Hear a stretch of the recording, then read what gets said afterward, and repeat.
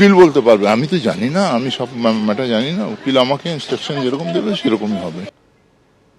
আলিপুর কোর্টে আজকে জাভেদ খানের আত্মসমর্পণ। কাউন্টিং এর পরেই তিলজলায় অশান্তির মামলা, আর সেই মামলায় অভিযুক্ত তৃণমূল বিধায়ক, কসবা তৃণমূল বিধায়ক সহ একাধিকের বিরুদ্ধে এফআইআর দায়ের হয়, আর সেই মামলাতেই আজকে আত্মসমর্পণ করলেন জাভেদ খান। ঠিক কি খবর রয়েছে সরাসরি জানবো।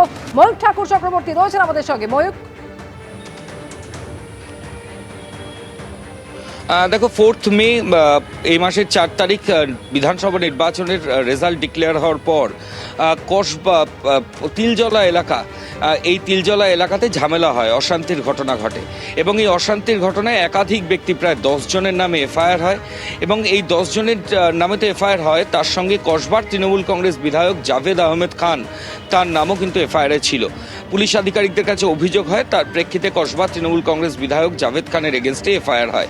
এই মামলায় বাকি 10 জন, তাদের ইতিমধ্যেই জামিন হয়ে গেছে, এমনটাই আমরা আদালত সূত্রে খবর পাচ্ছি। কিন্তু এই ঘটনায় যিনি অন্যতম অভিযুক্ত ছিলেন জাভেদ আহমেদ খান, তিনি এখনো পর্যন্ত আদালতে হাজিরা দেননি।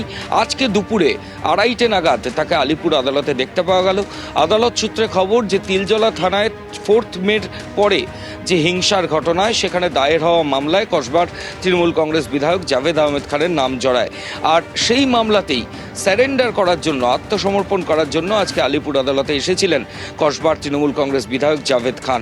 আমরা তাকে প্রশ্ন করেছিলাম যে কি এক্স্যাক্টলি অভিযোগ তার বিরুদ্ধে রয়েছে, কি কোন দিন এই অভিযোগ দায়ের হয়েছে, তিনি কি সেদিন ওখানে ছিলেন, এই অভিযোগ তার জাভেদ খান ছাড়া আর কার কার বিরুদ্ধে রয়েছে। তিনি প্রত্যেকটা প্রশ্ন শুনেছেন, উত্তরও বলেছেন। তার আইনজীবী তিনি গোটা বিষয়টা জানেন, তিনি গোটা বিষয় জানেন না, আইনজীবীর পরামর্শ মতনই তিনি আদালতে এসেছিলেন। কিন্তু পুলিশ সূত্রে যে খবর পাওয়া যাচ্ছে যে তিলজলা থানায় ভোট পরবর্তী হিংসার মামলা এবং সেই মামলাতেই জাভেদ খানের নামে এফআইআর হয়। এবার সেই এফআইআরের প্রেক্ষিতেই আলিপুর আদালতে এসে আত্মসমর্পণ করলেন কসবার তৃণমূল কংগ্রেস বিধায়ক জাভেদ খান। ধন্যবাদ ময়ূক। অন্যদিকে এফআইআর খারিজ চেয়ে হাইকোর্টে অভিষেক এবং সেই মামলাতে কড়া নির্দেশ দিলেন বিচারপতি। ভার্চুয়াল নয়, সশরীরে হাজিরা দিতেই হবে অভিষেক বন্দ্যোপাধ্যায়কে, এবং কোর্টে নির্দেশ ছাড়া দেশও ছাড়তে পারবেন না তিনি। ঠিক কি নির্দেশ আদালতে, সে সম্পর্কে আরো জানবো। সৌভিক মজুমদার আমাদের সঙ্গে রয়েছেন। অর্থাৎ সৌভিক, কোর্টে নির্দেশ ছাড়া পুলিশে পদক্ষেপ করতে পারবে না, এটা যেমন আজকে আদালত বলে দিয়েছে, একই সঙ্গে একাধিক কড়া নির্দেশও দেওয়া হয়েছে। কি সেই নির্দেশ? দেখো, একদমই প্রাথমিকভাবে অভিষেক বন্দ্যোপাধ্যায়ের বিরুদ্ধে কড়া কোনো পদক্ষেপ, অর্থাৎ গ্রেফতারির মতো কড়া পদক্ষেপ কলকাতা পুলিশ করতে পারবে না, এটা যেমন ঠিক, তার পাশাপাশি কলকাতা পুলিশকে এই ইনভেস্টিগেশনের ক্ষেত্রে কোনো রকম ভাবে আটকানো হয়নি, অর্থাৎ কলকাতা হাইকোর্ট তদন্তের ক্ষেত্রে কোনো রকম স্থগিতাদেশ দেয়নি। কলকাতা পুলিশ এই মামলার তদন্তের জন্য যা প্রয়োজনীয় পদক্ষেপ প্রয়োজন সেটা তারা করতে পারবেন। 48 ঘন্টা আগে জানিয়ে অভিষেক বন্দ্যোপাধ্যায়কে তারা ডেকে পাঠাতে পারবেন। তার পাশাপাশি বলা হয়েছে কলকাতা হাইকোর্টের অনুমতি ছাড়া অভিষেক বন্দ্যোপাধ্যায় তিনি দেশ ছাড়তে পারবেন না, সেই নির্দেশও আজকে কলকাতা হাইকোর্টের তরফ থেকে দেওয়া হয়েছে।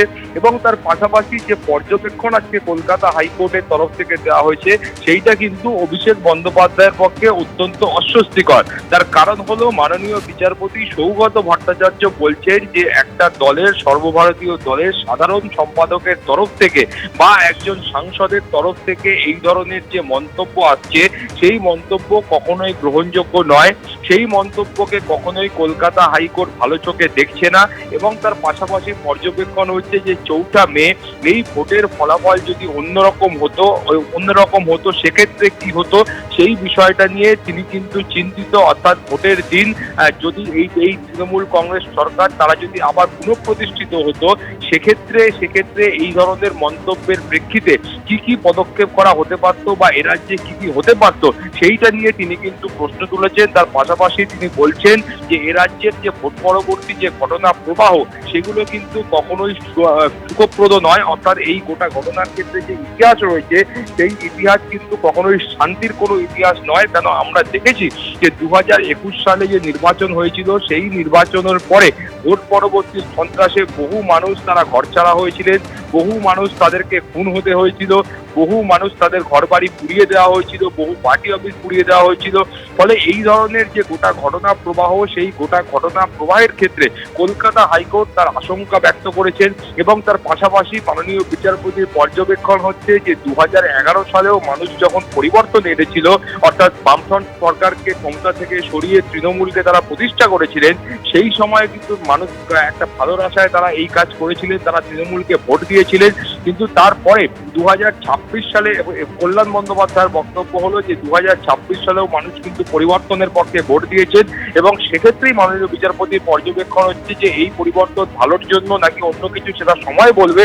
কিন্তু আপাতত ভাবে অভিষেক বন্দ্যোপাধ্যায়ের তরফ থেকে যে মন্তব্যগুলো করা হয়েছে, অর্থাৎ 4 মে ভোটের পর কোথাও কোথাও ডিজে বাজবে বা ভোটের পর কোথাও দেখে নেওয়া হবে, এই ধরনের যে হুমকি দেওয়া হয়েছে সেইগুলো কলকাতা হাইকোর্ট ভালোভাবে দেখছে না, সেটা কিন্তু মাননীয় বিচারপতি স্পষ্ট করে দিয়েছেন।